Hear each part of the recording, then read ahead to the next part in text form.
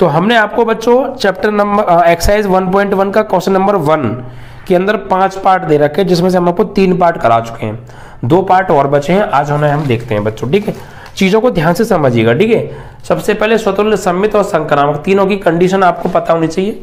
मैं फिर आज लिख देता हूं, ऐसी कोई बात नहीं है। स्वतुल्य की कंडीशन क्या है कि for all A belongs to A implies that A belongs to R। सम्मित की कंडीशन है बच्चों for all A B belongs to R implies that B A belongs to R। संक्रामक, इसकी कंडीशन है बच्चों for all A B belongs to R B C belongs to R implies that A C belongs to R होना चाहिए। ये तीनों conditions आप ध्यान रखिएगा। सवाल नंबर पहले से लेके लास्ट तक सवाल तक यही सब कुछ कराने वाला हूँ।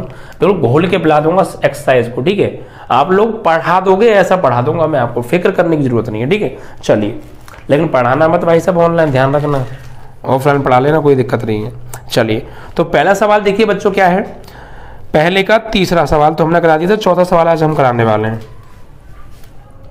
पहले का चौथा सवाल है प्यारे। देखिए क्या कहा है, सवालों को पढ़ना बेहद जरूरी है। ठीक है, मैं जल्द ही कोशिश करूंगा कि आपको जो सवाल हैं वो स्क्रीन पर दिखाना स्टार्ट कर दूं। देखिए इन सब चीज़ों में बहुत ज़्यादा टाइम खर्च होता है और आप समझते हैं कि टाइम की शॉर्टेज है, तो सारी चीज़ें दिक्कत ये रहती हैं। तो मैं धीमे धीमे सारी चीज़ें इंप्रूव कर दूंगा आपको। बिल्कुल भी देखिए, अगर आप मुझसे मैथ पढ़ रहे हैं तो सबसे एक चीज़ कि आपको फिक्र नहीं करनी है बिल्कुल भी। मैं सब कुछ ऐसा करा दूंगा कि आप सोच नहीं सकते। ठीक है, फिक्र मत कीजिएगा बस। देखिए चौथा सवाल क्या है, समस्त पूर्णांकों के समुच्चय z में, हमें समुच्चय दे रखा है z, और z क्या होता है, पूर्णांक, मैंने आपको बताया था। ठीक है, तो यहां जो समुच्चय दे रखा है बच्चों हमें, वो क्या दे रखा है, z है। यानी समुच्चय a बराबर क्या है, समुच्चय इसको हम a मान लेते हैं, a बराबर हमें दे रखा है z, और z क्या होता है बच्चों, पूर्णांक संख्याएं। ठीक है, क्या होता है, पूर्णांक संख्याएं। यानी हम इसे ये भी कह सकते हैं कि minus infinite dot dot dot dot -2 -1 0 +1 +2 dot dot dot dot plus infinite. ये सब संख्याएं इस z के अंदर यानी पूर्णांक होती हैं। बस नेगेटिव नंबर कोई नहीं आता है पूर्णांक के अंदर। ठीक है, पूर्णांक का है ना, पूर्ण कहाँ है या पूर्णांक कहाँ है, सॉरी z क्या है, पूर्णांक है। तो आप पूर्णांक है तो ठीक है, पूर्णांक में कोई भी बस जो है आपका नेगेटिव नंबर नहीं आता है। ठीक है बच्चों, पूर्णांक इंटीजर जिसे हम बोलते हैं, पूर्ण नंबर होना चाहिए अपने आप में। 2.3 2.1 ऐसा नहीं हो चाहिए, या तो 2 हो या 3 हो या 1 हो, पॉइंट नहीं चलेगा। ठीक है, तो ये सब नंबर इस z के अंदर आते हैं। ठीक है, आगे बोल रहे हैं हमें एक रिलेशन दे रखा है, संबंध क्या है, देखिए बच्चों संबंध हमें दे रखा है r is equal to what, x, y such that x, y such that x minus y बराबर x minus y बराबर एक पूर्णांक है। एक क्या है, पूर्णांक। ठीक है, ये है बच्चों, और हमें ये बताना है कि ये स्वतुल्य है क्या, संबंध है, संबंध जो है स्वतुल्य, सममित या संक्रामक है या नहीं है, ये आपको बताना है। तो देखिए फिर समझ लीजिए, किसी भी सवाल को करने के लिए इस एक्सरसाइज को हमें 2 चीजें चाहिए। एक हमें चाहिए सेट, वो सवाल में हमें दिया होगा, एक हमें चाहिए रिलेशन, वो भी हमें सवाल में दिया होगा। ठीक है, तो दोनों चीजें हमारे पास यहाँ पर मौजूद है। सेट भी हमारे पास अवेलेबल है और समुच्चय भी हमारे पास अवेलेबल है। अब ये जो समुच्चय, ये जो रिलेशन दे रखा है, ये जो हमें दे रखा है समुच्चय निर्माण विधि में दे रखा है, इसे हम जो है तालिका फॉर्म में कैसे लिखेंगे। ठीक है, देखिए यहां से हम एक रिलेशन बनाएंगे और उस रिलेशन के अंदर क्रमितीय गुण आएंगे, और वही क्रमितीय गुण आएंगे जो इस रिलेशन का पालन कर रहे होंगे। हमें रिलेशन पर फोकस करना है। रिलेशन क्या है हमारा, कि हमें x और y ऐसे पूर्णांक लेने हैं कि x में से जब हम y को घटाएं तो जो रिजल्ट आए, x और y 2 पूर्णांक हमें ऐसे लेने हैं कि जब x में से हम y को घटाएं तो जो रिजल्ट निकल के आए वो भी एक पूर्णांक ही होना चाहिए। ये है रिलेशन। ठीक है, और x और y दोनों ही क्या है, पूर्णांक हैं। ठीक है, तो x भी हमें पूर्णांक लेना है, यानी इसी में से कोई भी लेना है, y भी हमें पूर्णांक लेना है और फिर x में से y को घटाना है। घटाने के बाद जो भी आंसर आएगा अगर वो भी एक पूर्णांक है तो इस रिलेशन में आएगा, अगर वो पूर्णांक नहीं है तो इस रिलेशन के अंदर नहीं आएगा। Is that clear? आ जाइए। तो कुछ भी ले सकते हैं आप लोग, माइनस इन्फिनिट से लेके प्लस इन्फिनिट तक कुछ भी ले सकते हैं आप। ध्यान रखिएगा पॉइंट वाली संख्या ना हो, क्योंकि वो पूर्णांक नहीं होती है। ठीक है, चलिए। तो देखिए बच्चों, आप सोचिएगा, ठीक है, मैंने कुछ भी ले सकता हूं, मैं x और y की जगह कोई भी पूर्णांक ले सकता हूं। जैसे मैंने x की जगह लिया 1 और y की जगह लिया वो भी 1 ले सकता हूं, क्योंकि दोनों ही पूर्णांक हैं। तो x का मान लिया 1 वो भी पूर्णांक है, y का मान लिया 1 वो भी पूर्णांक है। अब रिलेशन क्या कह रहा है कि भैया x में से y को घटाओ, यानी x का मान भी 1 और y का मान भी 1 और इसको घटाओ तो क्या आएगा 0।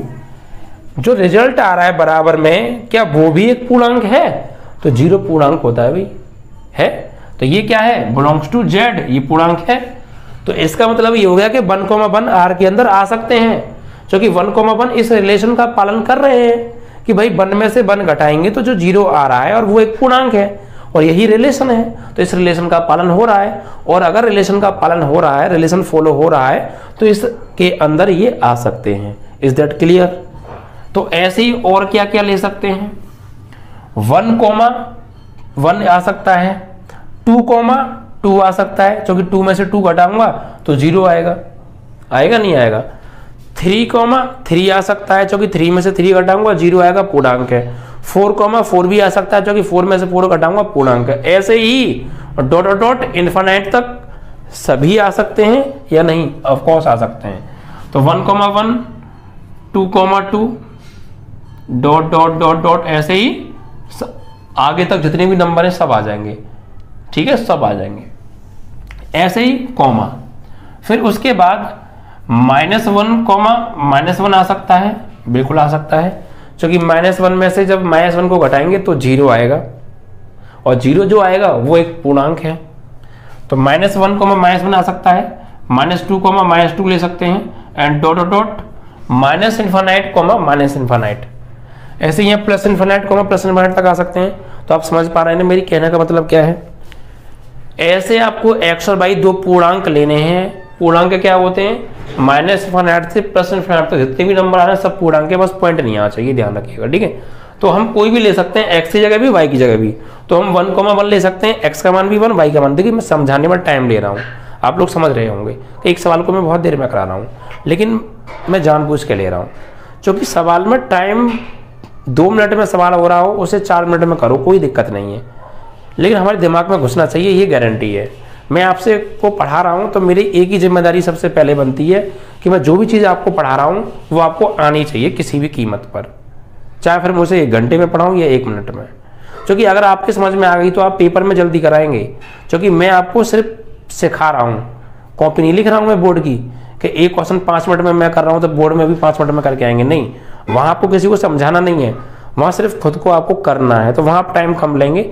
यहाँ मैं आपको लिखा रहा हूँ, समझा रहा हूँ, सारी चीज़ें अच्छे से अच्छा कोशिश कर रहा हूँ समझाने की, तो टाइम लग रहा है। तो कभी भी दिमाग में ये क्वेश्चन नहीं लाइएगा लास्ट तक कि सर थोड़ा टाइम ले रहे हैं। चीज़ों को अच्छे से समझना है तो टाइम तो आपको देना पड़ेगा। अगर मेरी बात से सहमत है तो कमेंट में यस जरूर लिख देना, ठीक है। चलिए, तो देखिए हम x की जगह कोई भी पूर्णांक ले सकते हैं, y की जगह भी वही पूर्णांक ले सकते हैं, और घटाएंगे तो 0 आ रहा है नहीं आ रहा? आ रहा है, वो एक पूर्णांक है। x का मान आप कोई भी पूर्णांक लो, y का मान आप कोई भी पूर्णांक लो, स्वतंत्र है, और फिर x में से y को घटाओ, घटाने के बाद जो आंसर आ रहा है वो भी पूर्णांक है, तो इस रिलेशन में आएगा।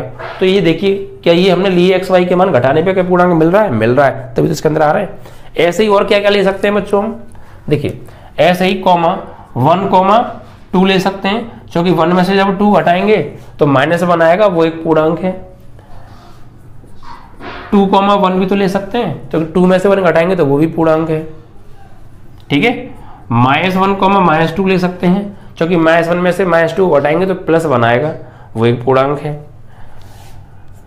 -2,1 भी ले सकते हैं। ऐसे ही 1,3 ले सकते हैं, 3,1 ले सकते हैं, -1, -3 ले सकते हैं, और -3,1 ले सकते हैं। ऐसे डॉट डॉट इन्फिनिट तक बहुत सारे जितने भी नंबर हैं सब ले सकते हैं भाई। 1 के साथ जितने भी नंबर हैं हम सब ले सकते हैं। हम ये ले सकते हैं यहाँ पे कि 1,2 1,3 डॉट डॉट डॉट अनंत तक, 2,2 2,1 आ गया है, वैसे 2,1 है ना, हाँ आ गया है, 2,1 आ गया है, 1,2 भी ऐसे आ गया है, ठीक है, एक बार लिखेंगे, आप कुछ भी ले सकते हैं, और 1,3 भी आ गया है, तो यानी चलो इसे लिखिए मतलब, ठीक है, आप इसको ऐसा करके यार ऐसा लिखो, मेरी बात मानो तो देखो थोड़ा सा और समझिए, मैं सही से समझाने की कोशिश करूँ।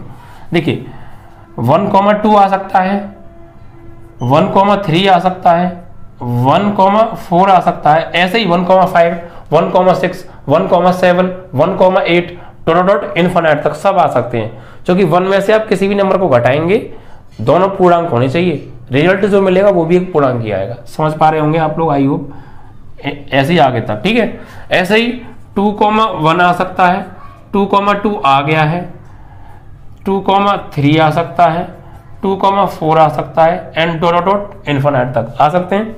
ऐसे ही 3,1 आ सकता है, 3,2 आ सकता है, डॉट डॉट इन्फिनिट तक, 4,1, 4,2 इन्फिनिट, 5,1, 5,2 इन्फिनिट तक आ सकते हैं, 6,1, 6,2 आ सकते हैं, 7,1, 7,2 आ सकते हैं इन्फिनिट तक, इन्फिनिट तक, 8,1, 8,2, 8,3 डॉट डॉट इन्फिनिट आ सकते हैं। क्योंकि भाई इनको घटाइए आप, दोनों ही पल तो पूर्णांक हैं, और एक में से दूसरे को घटाइए पूर्णांक ही मिल रहा है, तो सब आ सकते हैं भाई, सब आ सकते हैं। ये बात ध्यान रखिएगा, कोई भी दो पूर्णांक हों, आप एक पूर्णांक में से दूसरे पूर्णांक को घटाएंगे तो हमेशा आपको पूर्णांक ही मिलेगा। आप कुछ भी ले लीजिए जो आपका मन कर रहा हो, कोई भी दो पूर्णांक ले लो, कोई भी दो पूर्णांक ले लीजिए, अगर आप एक पूर्णांक में से दूसरे पूर्णांक को घटाएंगे तो हमेशा आपको पूर्णांक ही मिलेगा।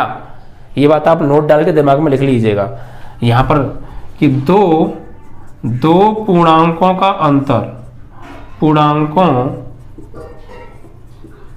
का अंतर हमेशा एक पूर्णांक होता है।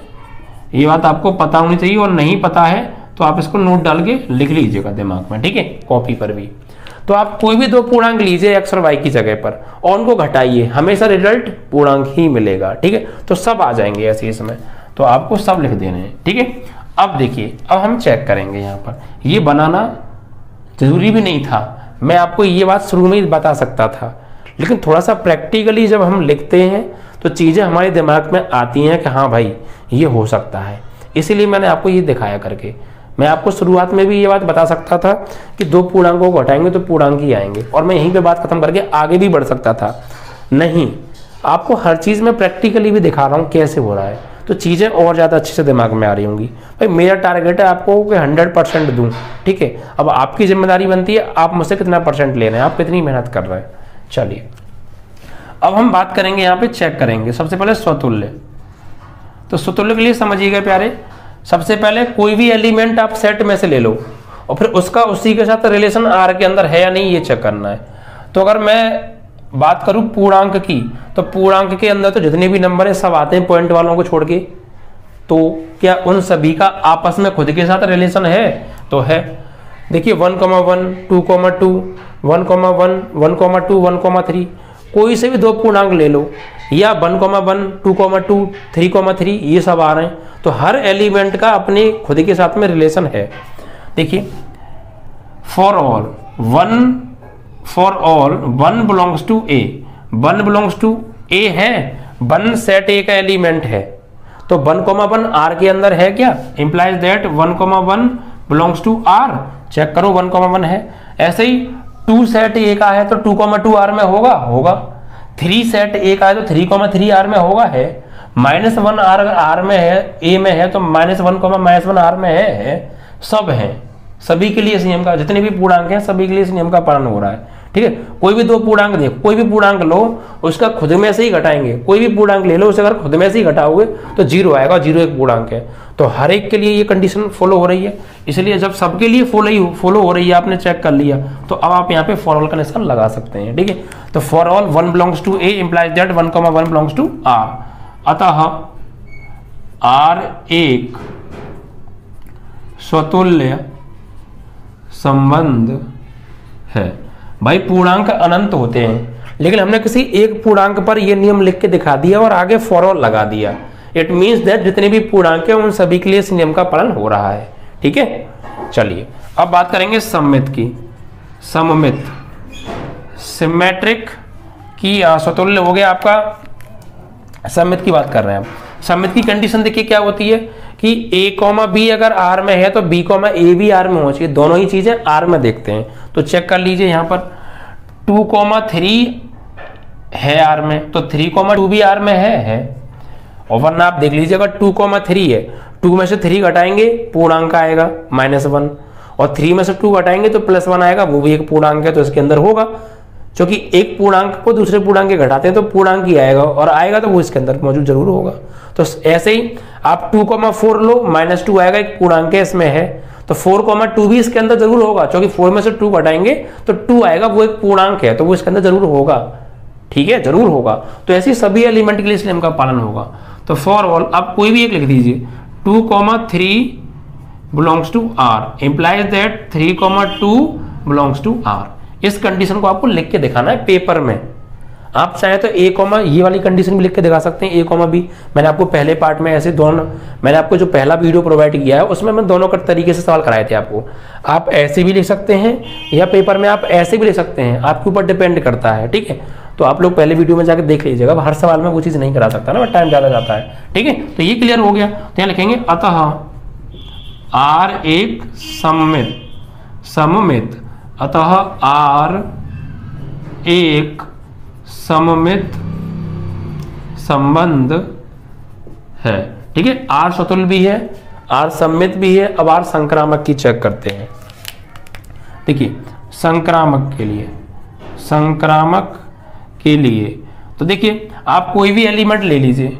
देखिए जैसे आपने लिया 2,1, 2,1 R में है भाई। कंडीशन क्या होती है, यहाँ पे आ जाइए। संक्रामक के लिए a, b R में होना चाहिए पहले, b, c भी R में होना चाहिए, तब हम चेक करेंगे क्या a, c भी R में है। अगर है और ये सभी जितने भी क्रमित युग्म R के अंदर आ रहे हैं उन सभी के लिए इस नियम का पालन हो रहा है, तो हम कह देंगे कि वो एक संक्रामक रिलेशन है। ठीक है, तो देखिए आप यहाँ पे चेक कर सकते हैं 2,1 R में है, फिर 1,2 R में है, 2,1 R में है, 1,2 R में है।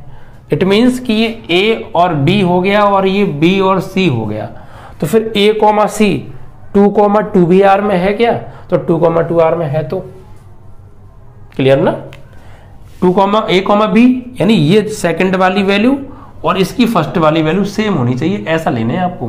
तो A, B यानी 2,1 है, B, C यानी 1,2 है, तो फिर A, C 2,2 भी R में होना चाहिए है। तो और चेक कर लीजिए किसी को, 3,1 R में है, 1,2 R में है, 3,1 A, B हो गया, फिर 1 B, C हो गया। देखिए A, B यानी 3,1 R में है, B, C यानी 1,2 R में है, तो फिर A, C 3,2 भी R में होना चाहिए। तो 3,2 देख चेक कर लो, 3,2 R में होगा।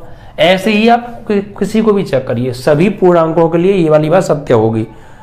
बस ये है कि यहाँ पर लिख के नहीं दिखाया जा सकता, बहुत सारे बनेंगे इनफाइनाइट, आप इसको सिर्फ सोच सकते हैं। ठीक है, तो यहाँ पर हम लिख देंगे फॉर ऑल, किसी एक का एग्जांपल दे दीजिए कि 3,1 belongs to R, 1,2 belongs to R implies that A, C यानी 3,2 भी बिलोंग्स टू R है।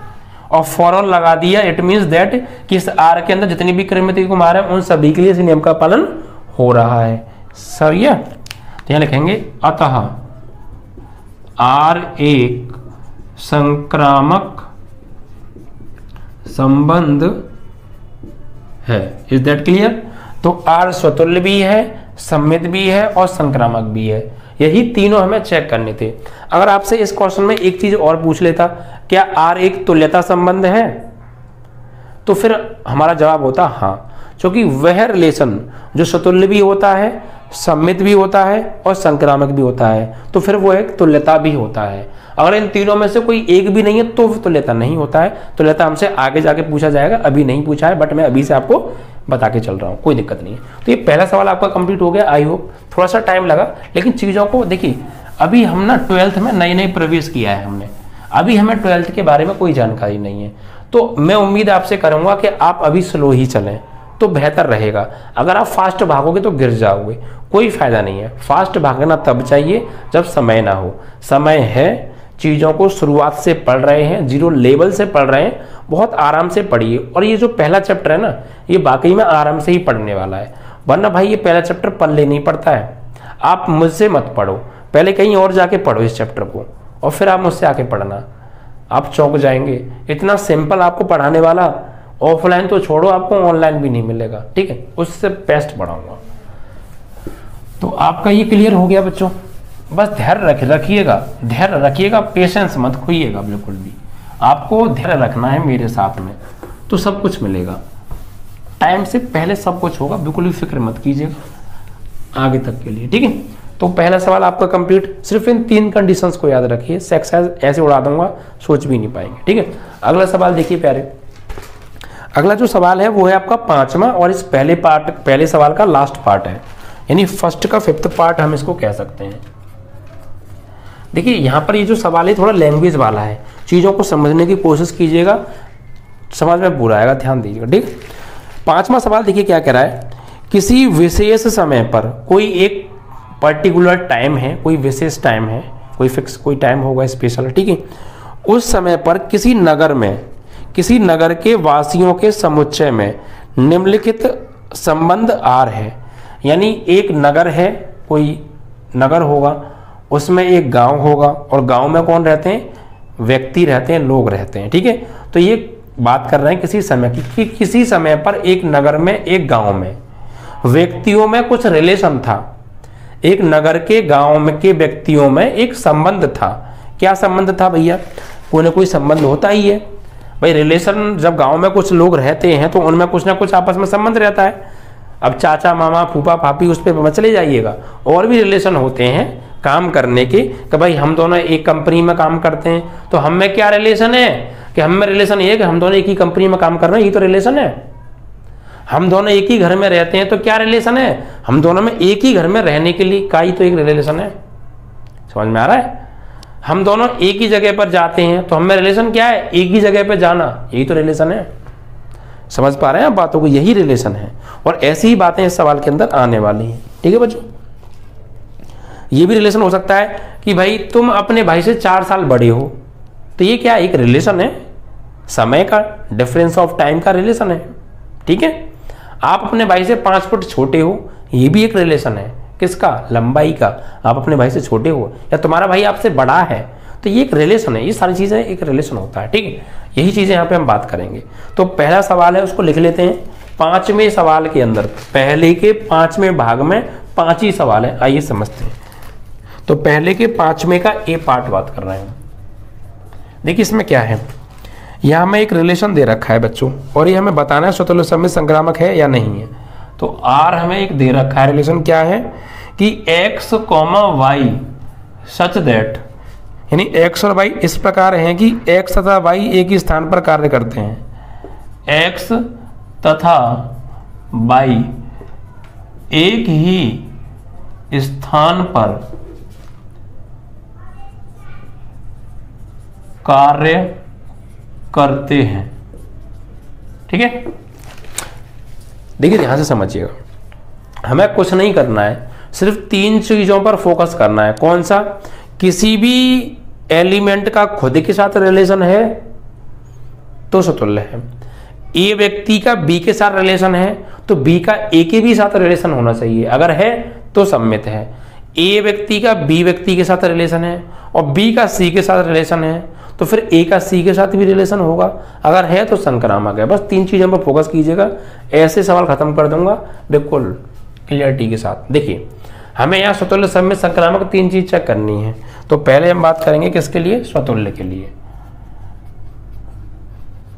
स्वतुल्य, असतुल्य के लिए क्या होना जरूरी है कि एक एलिमेंट का खुद उसी एलिमेंट के साथ में अपने आप के साथ रिलेशन होना चाहिए। तो रिलेशन क्या है, ये बात ध्यान दीजिए आप। यहाँ पर रिलेशन क्या है बच्चों, रिलेशन है कि x और y एक ही स्थान पर कार्य करते हैं, ये है रिलेशन। x और y एक ही जगह, वो है रिलेशन। एक ही जगह पर x और y एक ही जगह पर काम करते हैं, एक ही जगह पर, ये है रिलेशन। समझिएगा, एक्स और वाई एक ही जगह पर, ये पॉइंट मेन है, एक ही जगह पर काम करते हैं, ये है रिलेशन। अब यही इसी पॉइंट पर हमें काम करना है। देखिए शतुल्य में एक एलिमेंट का उसी एलिमेंट के साथ रिलेशन देखते हैं हम, देखते हैं नहीं देखते हैं तो बस आ जाइए। अब मुझे ये बताइए, अगर x एक जगह काम कर रहा है तो x, x किस जगह काम कर रहा होगा बताइए। भाई x है, x किसी एक कमरे में काम कर रहा है, तो x, x कहाँ काम कर रहा होगा, वो भी तो उसी कमरे में कर रहा होगा। क्यों? क्योंकि x जो व्यक्ति है और x, x भी तो वही व्यक्ति है, x कोई दो व्यक्ति नहीं है, वही x है जो काम कर रहा था रूम में, तो x, x भी उसी जगह पे काम कर रहा होगा। Is that clear? भाई मैं यहाँ पढ़ा रहा हूँ तो मैं खुद कहाँ पढ़ा रहा हूँ, यहीं तो पढ़ा रहा हूँ, तो मेरे ही साथ रिलेशन है किसका, उसी जगह पढ़ाने का। तो एक व्यक्ति किसी कारखाने में काम कर रहा है, तो वो व्यक्ति कहाँ काम कर रहा होगा, वो खुद वहीं तो काम कर रहा होगा, क्योंकि रिलेशन खुद के साथ देखना है, दूसरे को इन्वॉल्व इसमें नहीं करना है, क्योंकि स्वतुल्य में खुद के साथ रिलेशन करते हैं, काम रिलेशन देखते हैं। तो x अगर किसी जगह काम कर रहा है तो x, x भी उसी जगह काम कर रहा होगा, क्योंकि x, x जो है वो वही व्यक्ति है जो पहले वहां काम कर रहा था। ठीक है, अगर राम किसी कारखाने में काम कर रहा है तो राम कहाँ काम कर रहा है, उसी कारखाने में, राम उसी कारखाने में काम कर रहा है, क्योंकि राम वही है जो पहले राम था, कोई अलग व्यक्ति, दो व्यक्ति नहीं है राम, दो मत समझना, एक ही है। तो उसका खुद के साथ रिलेशन है, जब वो खुद वहां काम कर रहा है तो खुद भी वहीं तो काम कर रहा है, तो ये तो रिलेशन है, उसी जगह काम करने के तो रिलेशन है। समझ में आ रहा है? तो यहां पर हम लैंग्वेज लिख सकते हैं, कोई दिक्कत नहीं है, या फिर ये भाषा भी ले सकते हैं, कोई दिक्कत नहीं है, कि for all x belongs to a implies that x belongs to r। Direct ये लिख देनी है आपको, ठीक है। या आप थोड़ी सी हिंदी बनाकर भी लिख सकते हैं कि कोई व्यक्ति अगर किसी जगह काम कर रहा है x, तो x, भी उसी जगह काम करेगा, ये आप लिख सकते हैं, बिल्कुल कोई दिक्कत ऐसी नहीं है। ये कंडीशन लिख दीजिएगा। फिर आप यहाँ पे एक लाइन ब्रैकेट में ये लिख सकते हैं कि x किसी जगह काम कर रहा है तो x, x भी उसी जगह काम करेगा, बिल्कुल करेगा। ठीक है, आप ये बात भी हिंदी में बना के लिखाएंगे तो भी कोई समस्या नहीं है, और साथ में फिर ये कंडीशन और लिखाइएगा। ठीक है, आपका स्वतुल्य हो गया और यहाँ फॉलो लगा दिया। अब हम बात करेंगे सममित की। ठीक है, क्या सममित, ठीक है ना भाई। कोई व्यक्ति अगर किसी जगह काम कर रहा है, ए अगर किसी जगह काम कर रहा है तो ए तो उसी जगह काम कर रहा होगा, क्योंकि ए वही ए तो है, कोई अलग नहीं है, ये बात दिमाग में रखिएगा। ठीक है, अब बात करेंगे सममित के बारे में। तो सममित की कंडीशन क्या होती है, ए और बी दोनों अलग अलग हैं। यहाँ पर ए जो है और ये ए है, ये तीनों एक ही चीज है, वही व्यक्ति है, ये ए अलग नहीं है। लेकिन यहाँ ए और बी अलग अलग हैं। ए बी अगर किसी जगह है तो बी ए भी उसी जगह होना चाहिए, ये तो रिलेशन है। रिलेशन क्या है, एक ही स्थान पर। तो आप ध्यान दीजिए मैं जो बता रहा हूँ, ए और बी दो व्यक्ति हैं, वो किसी कारखाने में काम कर रहे हैं, तो भाई ए और बी किसी एक जगह काम कर रहे हैं, तो बी और ए कहाँ काम कर रहे होंगे, वो भी तो वहीं कर रहे होंगे, क्योंकि उनका क्रम ही तो बदल दिया है। क्रम बदलने से वो जिस जगह काम कर रहे थे वो जगह नहीं बदल जाएंगी। ए और बी किसी कारखाने में काम कर रहे हैं, भाई ए और बी दो व्यक्ति हैं, वो किसी कारखाने में जाते हैं काम करने, और एक कारखाने में काम कर रहे हैं। वो ये शर्त जरूरी है कि वो एक कारखाने में काम करने चाहिए, तब हम चेक करेंगे उनका रिवर्स। तो अगर ए बी किसी एक कारखाने में काम करते हैं तो आप मुझे खुद बता दीजिए बी ए कहाँ काम कर रहे होंगे, तो वो भी तो उसी कारखाने में कर रहे होंगे ना, उसी जगह पर, तो बस उसी स्थान पर। यही तो रिलेशन है। राम और श्याम किसी फैक्ट्री एक्स में काम कर रहे हैं, मेरी बात सुनिएगा, राम और श्याम किसी फैक्ट्री एक्स में काम कर रहे हैं, तो श्याम और राम कहाँ काम कर रहे होंगे, वो भी तो उसी फैक्ट्री एक्स में ही काम कर रहे होंगे, नहीं कर रहे होंगे, क्योंकि राम और एक्स और राम और श्याम बोल दो या श्याम और राम बोल दो, है तो वही व्यक्ति, बस उनका आगे पीछे क्रम ही तो बदल गया है, काम तो वही कर रहे होंगे ना। इज दैट क्लियर ना? ओके। अगर आप और आपके भाई आप और आपके भाई एक घर में रहते हैं, तो आपके भाई और आप कहाँ रहते हैं? अरे यार उसी घर में तो रहते हैं, तो उसी जगह पर रिलेशन आ रहा है ना निकल के, एक ही स्थान पर। समझ में आया? तो बस है क्या सम्मित।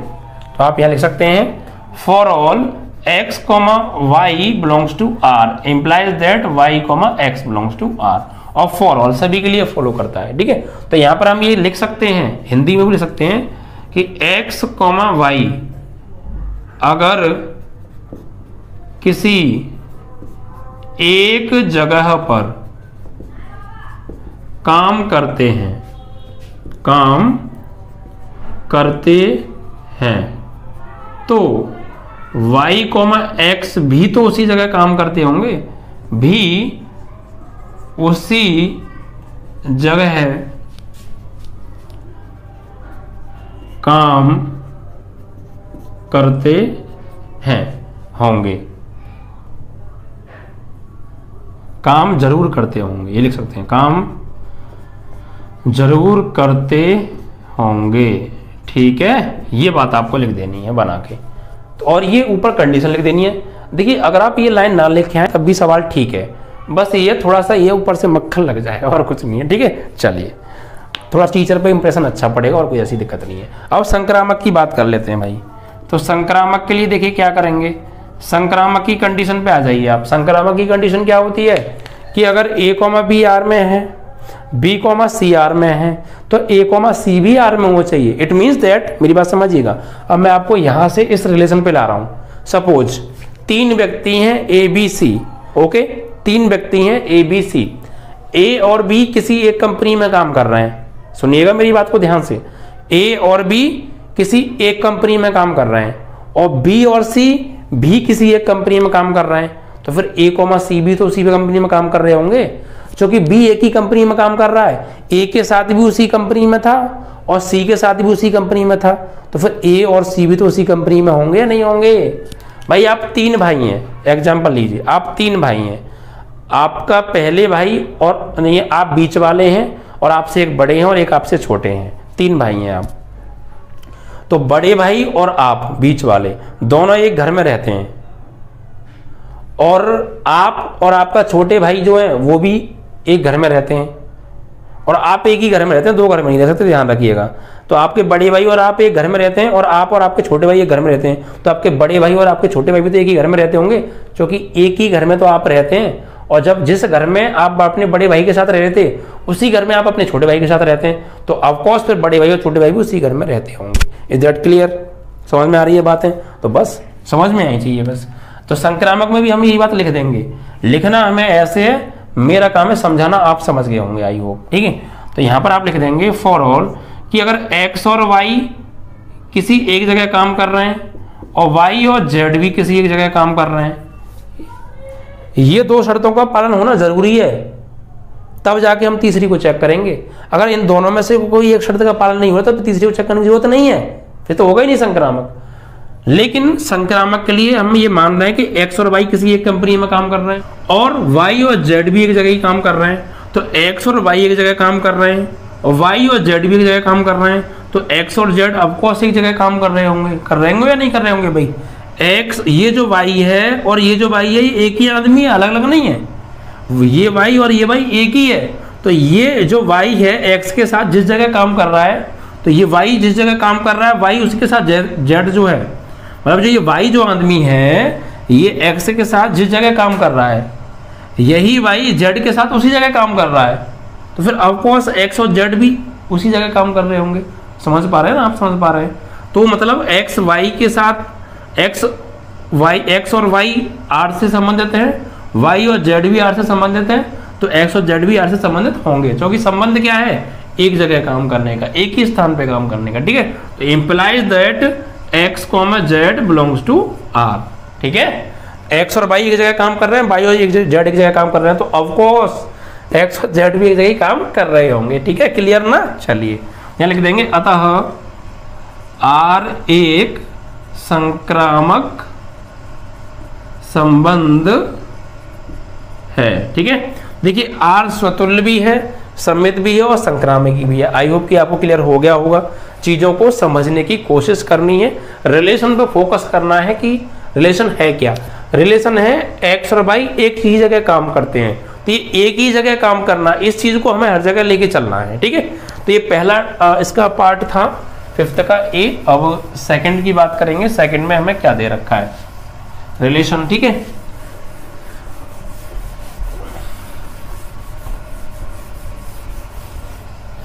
अगला जो पॉइंट है उसमें कहा है कि एक्स और वाई एक ही मोहल्ले में रहते हैं, एक्स और वाई एक ही मोहल्ले में रहते हैं। बी पार्ट है, बी पार्ट कि आर रिलेशन है कि X comma Y such that X व वाई एक ही मोहल्ले में रहते हैं। तो ये बताना है क्या सतुल्य है, क्या ये सम्मित है, क्या ये संक्रामक है रिलेशन। तो देखिए बच्चे ये कुछ एक जैसा ही नहीं हो गया जो मैंने अभी कराया था, एक ही मोहल्ले में रहते हैं या एक ही जगह काम करते हैं, बात तो एक ही होगी ना लगभग लगभग, कुछ कुछ बस वहाँ काम करने की थी या रहने की है, चीज़ तो एक ही, मतलब तरीका तो एक ही रहा ना। तो देखिए समझिए, सबसे पहले बात करेंगे स्वतुल्य के लिए, चीज़ों को समझना, ठीक है। स्वतुल्य के लिए तो स्वतुल्य में क्या करेंगे भाई, किसी भी जो है एलिमेंट का रिलेशन खुद के साथ वही होना चाहिए जो हमें दे रखा है। तो रिलेशन क्या है, एक ही मोहल्ले में रहना, एक ही मोहल्ले में रहना, यही रिलेशन है, इसी पर हमें फोकस करना है। तो देखिए बच्चों एक्स कॉमा वाई एक ही मोहल्ले में रहते हैं। तो अब देखिए कोई व्यक्ति है, स्वतुल्य की बात कर रहे हैं, स्वतुल्य के लिए एक एलिमेंट की बात की जाती है और उसका उसी के साथ रिलेशन चेक किया जाता है, क्लियर। तो अगर मान लीजिए कोई व्यक्ति है वो किसी मोहल्ले में रह रहा है, तो वो व्यक्ति खुद कहाँ रह रहा होगा, तो भाई वो व्यक्ति खुद भी तो उसी मोहल्ले में रह रहा होगा। अगर एक्स मोहल्ले में, एक्स किसी मोहल्ले में रहता है तो एक्स कहाँ रहता होगा, उसी मोहल्ले में रहता होगा। एक्स कौन है, वही व्यक्ति है जिसके बारे में हम बात कर रहे हैं, ठीक है। चीज़ों को समझ में आ रहा है ना। अगर मान लीजिए आप अपने घर में रहते हैं, तो अगर मैं ये पूछूं आप कहाँ रहते हैं, तो भाई अपने घर में ही रहते हैं, क्लियर ना, उसी घर में रहते हैं जहाँ भी हम बात कर रहे थे।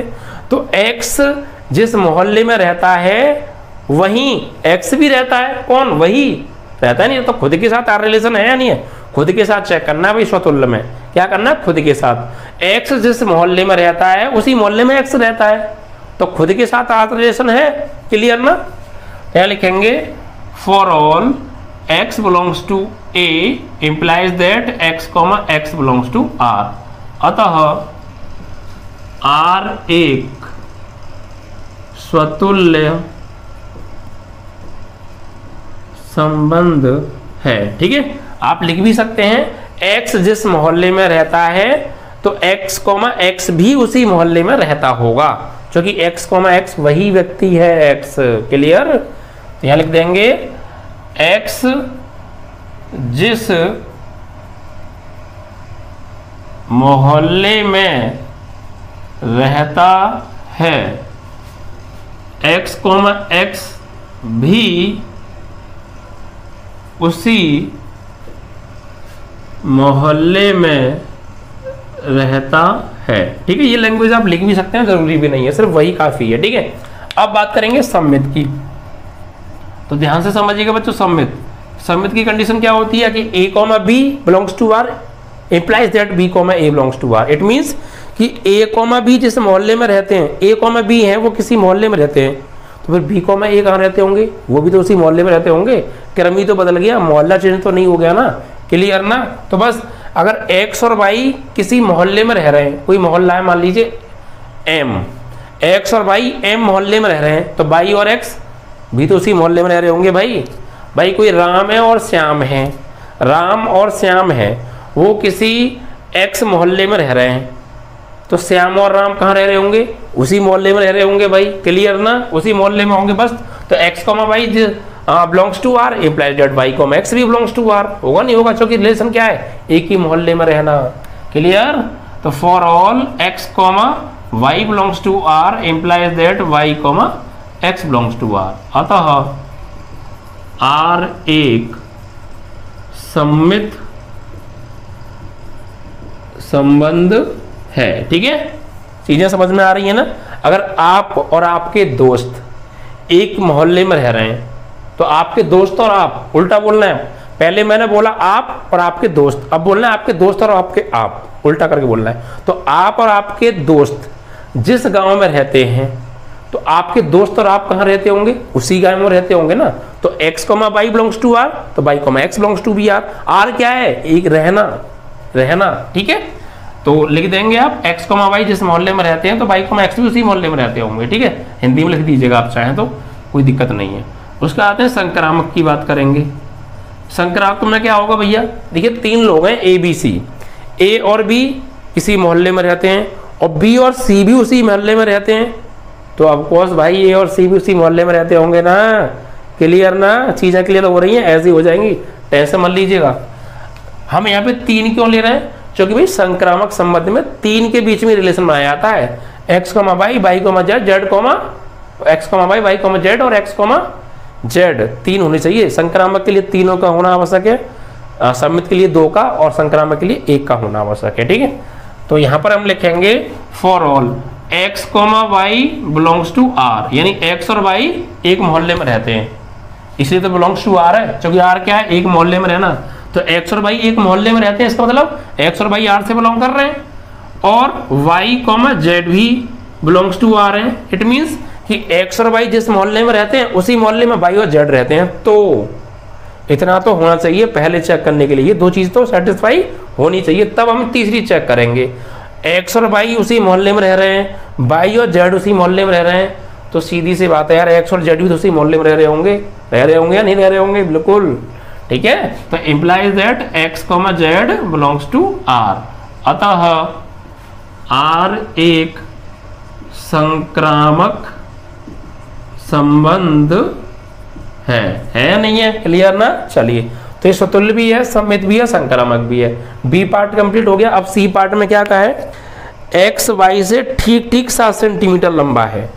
सी पार्ट में क्या कहा है, देखिए आर एक रिलेशन दे रखा है कि X, Y such that X Y से ठीक 7 सेंटीमीटर लंबा है।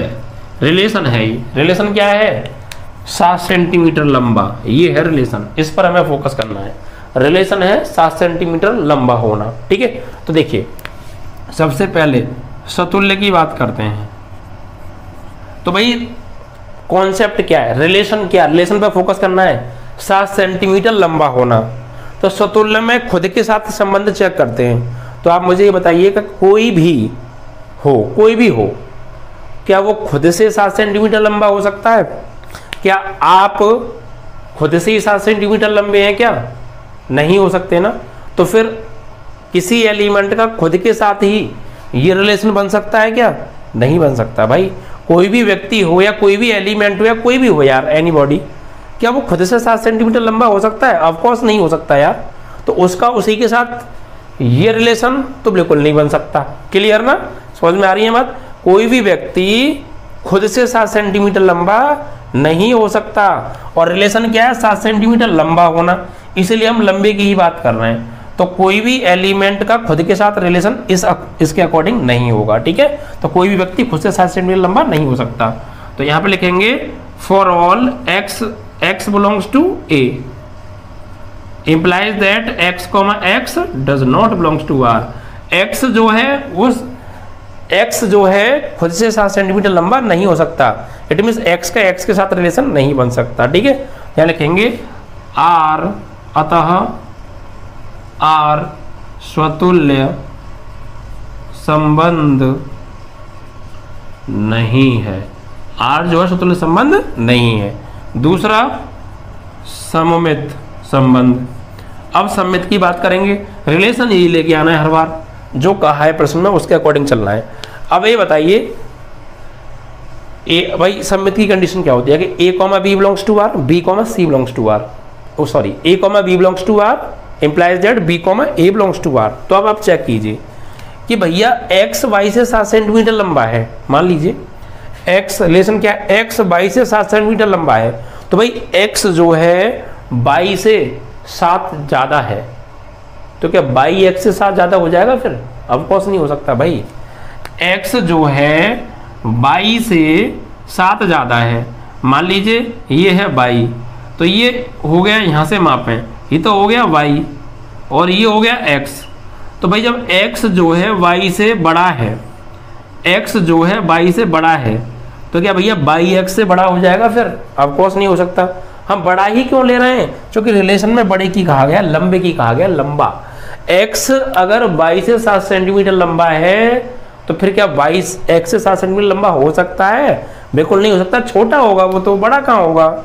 ठीक है, अगर आप अपने भाई से 7 सेंटीमीटर लंबे हैं तो क्या आपका भाई आपसे भी 7 सेंटीमीटर लंबा हो सकता है? नहीं। जब आप उससे 7 सेंटीमीटर लंबे हैं तो आपका भाई तो आपसे 7 सेंटीमीटर छोटा होगा ना, लंबा तो नहीं हो सकता। तो मतलब a, b belongs to r तो है, यानी x, y belongs to r तो है कि x y से तो 7 सेंटीमीटर लंबा है, x y से तो 7 सेंटीमीटर लंबा है, लेकिन y x से 7 सेंटीमीटर लंबा नहीं है। तो इट मीन्स कि x, y तो बिलोंग कर रहा है r से, ये relation, but y, x does not belongs to r। ठीक है, तो यहाँ लिखेंगे for all x, y belongs to r, यानी x y से 7 सेंटीमीटर लंबा है, implies that y, x does not belongs to r, y x से 7 सेंटीमीटर लंबा नहीं है भैया, छोटा होगा वो तो। समझ पा रहे हैं ना बातों को? बस, तो बस यहाँ पे ही लिख दीजिए, अतः r एक सममित संबंध नहीं है। ठीक है भाई, जब कोई एक व्यक्ति दूसरे से 7 सेंटीमीटर लंबा है तो फिर दूसरा पहले से 7 सेंटीमीटर लंबा नहीं हो सकता, वो तो छोटा होगा ना 7। तो x, y belongs to r तो है, but y, x does not belongs to r। It means we can say this relation is not symmetric relation. Clear? अब इसके बाद तीसरा आएगा आपका संक्रामक। तो भाई संक्रामक की कंडीशन क्या है? देखिए, संक्रामक में 3 लोगों का होना आवश्यक है, 3 चीजों का।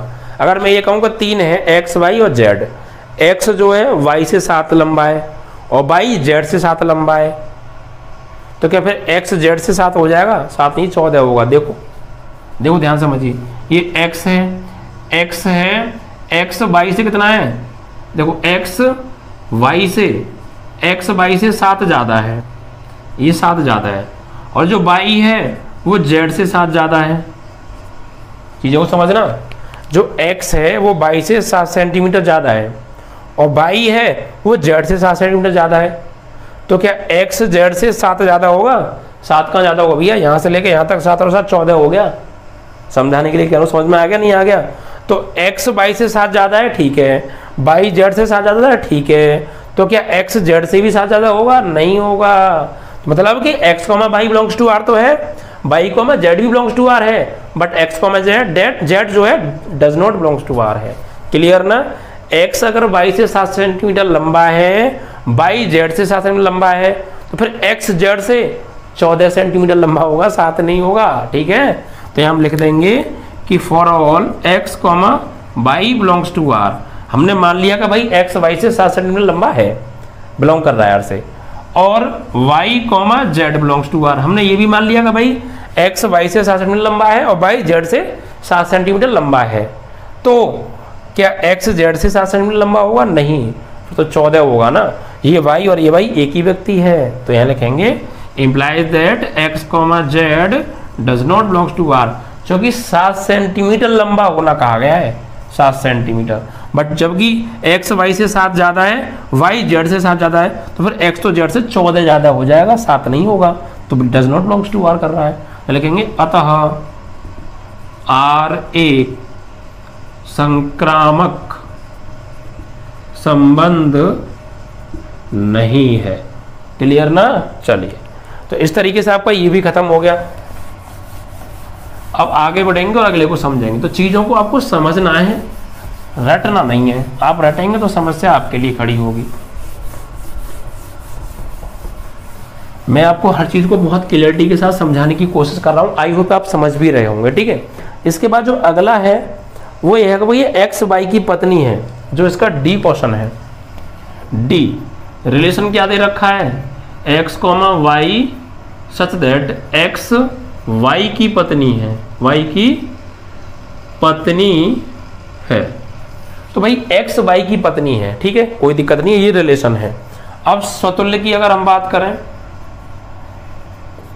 स्वतुल्य में क्या होता है? ये जो रिलेशन दे रखा है ये खुद के साथ चेक करना है। तो एक्स वाई की पत्नी है, तो वाई की पत्नी है, ये पत्नी रिलेशन है। तो ये बताइए स्वतुल्य में क्या करते हैं, खुद के साथ रिलेशन बनाते हैं। तो क्या बताइए कोई भी खुद की पत्नी हो सकता है क्या? कोई भी व्यक्ति हो या कोई भी औरत हो या कोई भी व्यक्ति कुछ भी हो, क्या वो खुद की पत्नी हो सकता है भैया? नहीं हो सकता यार। पत्नी तो दूसरे का हुआ जाता है, खुद का थोड़ी हुआ जाता है। कोई लेडी है, क्या वो खुद की पत्नी हो जाएगी? नहीं, वो तो किसी पुरुष की पत्नी हो सकती है। वो खुद की पत्नी कैसे हो जाएगी? खुद की पत्नी नहीं हो सकती, तो खुद के साथ रिलेशन नहीं है ना। खुद के साथ ये जो रिलेशन दे रखा है वो रिलेशन तो नहीं बनना ना। तो कोई भी वोमेन, कोई भी औरत खुद की पत्नी नहीं हो सकती, वो तो किसी जेंट्स की पत्नी होगी, लेकिन खुद की पत्नी नहीं हो सकती। कुल मिला के इतना तो क्लियर है, खुद का पत्नी तो कोई नहीं हो सकता ना।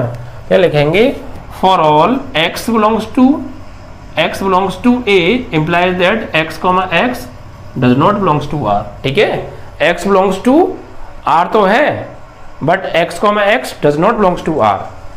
तो इसका मतलब क्या है, r स्वतुल्य नहीं है। ठीक है, दूसरा सम्मित में कैसे चेक करेंगे, x बाई की पत्नी है, ठीक है, तो क्या बाई फिर x की पत्नी हो जाएगा? नहीं, वो तो पति होगा भाई। समझ पा रहे हैं ना आप? x जो है y की पत्नी है, तो बाई x की क्या होगी फिर? पति होगा। x बाई की पत्नी है तो बाई x का क्या होगा? पति। लेकिन रिलेशन क्या है, पत्नी होना चाहिए। तो भाई ऐसे कैसे हो जाएगा? कोई भी पति पत्नी कैसे बन सकता है? नहीं बन सकता ना। x अगर बाई की पत्नी है तो बाई x का पति होगा, ना कि पत्नी। तो x, Y does not belongs, x, Y तो बिलोंग टू r है, but Y, x does not belongs to r। क्या लिखेंगे, for all x, y belongs to r implies that y, x does not belongs to r। अतः r सम्मित संबंध नहीं है। ठीक है, संक्रामक आप हिंदी बना के लिखना चाहें तो लिख भी सकते हैं कि x y की पत्नी है तो y x की पत्नी नहीं हो सकती है, ऐसे। ठीक है, अब संक्रामक में तीन चीज चाहिए। मान लो x है, y है और z है। तो x जो है वो y की पत्नी है, तो भाई जब x जो है y की पत्नी है, x पत्नी है किसकी? y की, तो x क्या होगी? महिला, और y क्या होगा? पुरुष। तो सीधे ध्यान रखिएगा, x जो है y की पत्नी है, हम ये मार रहे हैं, तो x अगर पत्नी है तो महिला होगी, और y की पत्नी है तो y क्या होगा? पुरुष होगा। तो फिर x, y belongs to r तो है, y, z does not belongs to r। क्योंकि जब x y की पत्नी है तो y z की पत्नी नहीं हो सकती है भाई।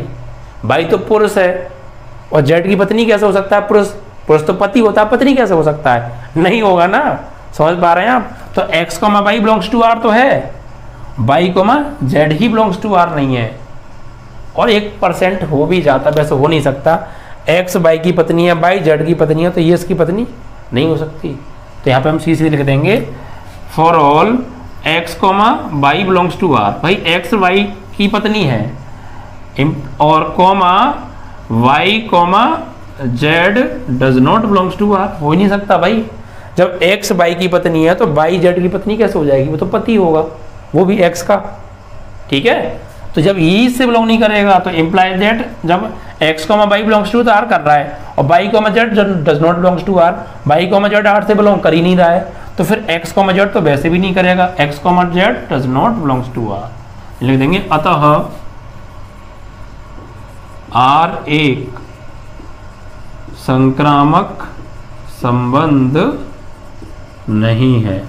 ये सब 3 कंडीशन चेक करनी है बार बार। ठीक है, तो ये आपका डी भी खत्म हो गया। अब एक लास्ट पार्ट और बचता है इसका, ई, एक्स वाई के पिता हैं, ई पार्ट। रिलेशन क्या दे रखा है कि x, y such that x y के पिता हैं, y के पिता हैं।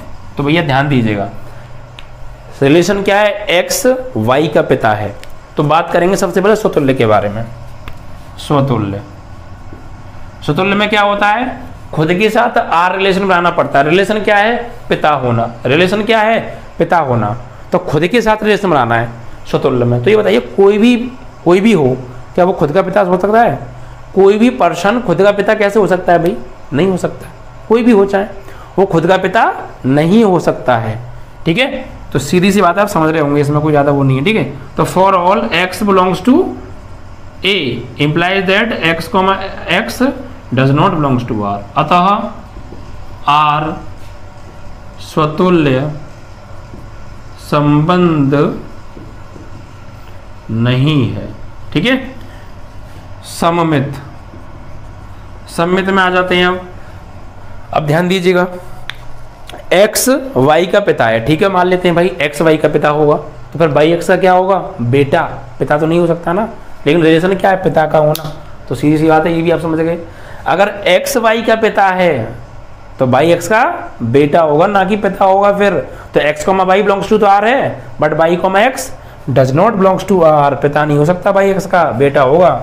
तो फॉर ऑल यहाँ लिखेंगे x, y belongs to R, ये हमने मान लिया कि x y का पिता है, तो इम्प्लाइज दैट y, x, क्या y x का पिता होगा, फिर नहीं हो सकता, does not belongs to R, अतः R एक सममित संबंध नहीं है। क्लियर। अब संक्रामक की बात कर लेते हैं भाई, आप समझ पा रहे होंगे सारी चीजों को, समझ में भी आ गया हो। संक्रामक में 3 चाहिए, x मान लो, y मान लो, z मान लो। अब ये बोल रहे हैं x y का पिता है, x y का पिता है, और जो y है वो z का पिता है। क्लियर हो सकता है भाई, x y का पिता है और y z का पिता है, तो फिर x z का क्या होगा, पिता हो सकता है क्या, नहीं भाई। x y का पिता है और y z का पिता है, तो ये कौन हो गए, ये तो हो गए भाई दादाजी, दादाजी, और ये हो गए पिताजी, और ये हो गए पुत्र जी। अब आप मुझे बता दीजिए, ये x जो है y का क्या है, x y का पिता है और y x का पिता है, तो फिर x z का कौन हो गया, फिर x z का दादा हो गया। क्या हो गया, दादा। समझ में आ रही नहीं आ रही, एक एग्जांपल देता हूं। ठीक है, आप या मान लीजिए आपके फादर हैं, पर्सनल मत लेना भाई, समझाने के लिए कर रहा हूं। ठीक है, एक व्यक्ति है या फिर आपके पिताजी हैं। ठीक है, आपके पिताजी जो है, आपके पिताजी या फिर आपके दादाजी हैं। ठीक, पर्सनल मत लेना, फिर बता रहा हूं मैं। ठीक है, आपके दादाजी हैं, आपके दादाजी के बेटे कौन है, आपके पापा जी, और आपके पापा जी के बेटे कौन है, आप। तो फिर क्या आपके दादाजी आपके पिताजी नहीं हो सकते, क्या होंगे, दादा होंगे, वो तो सीधी सी बात है। समझ पा रहे हैं ना बात को। ठीक है, तो यहाँ पे लिखेंगे भाई कि for all x, y belongs to R। भाई x y का पिता है, ठीक है, y z का पिता है, ठीक है, तो इम्प्लाइज दैट x z का पिता नहीं हो सकता, दादा होगा, does not belongs to R। R एक संक्रामक संबंध नहीं है। ठीक है, तो यहां पर ना स्वतुल्य, ना सममित है, ना संक्रामक है। इस तरीके से ये पहले पार्ट में 5 सवाल दिए थे, और पहले के 5 में भी फिर और 5 सवाल थे, तो कुल मिला के आज 6 सवाल हो गए। तरीके से ये 5 सवाल थे भाई, एक सवाल मत समझना ऐसे, और एक पिछला। तो इस तरीके से पहला आपका पार्ट खत्म होता है। पहले में 5 सवाल थे और उसके अंदर भी और 5 सवाल थे, कुल मिला 10 सवाल थे। तो आई होप कि आपको ये समझ में आए होंगे।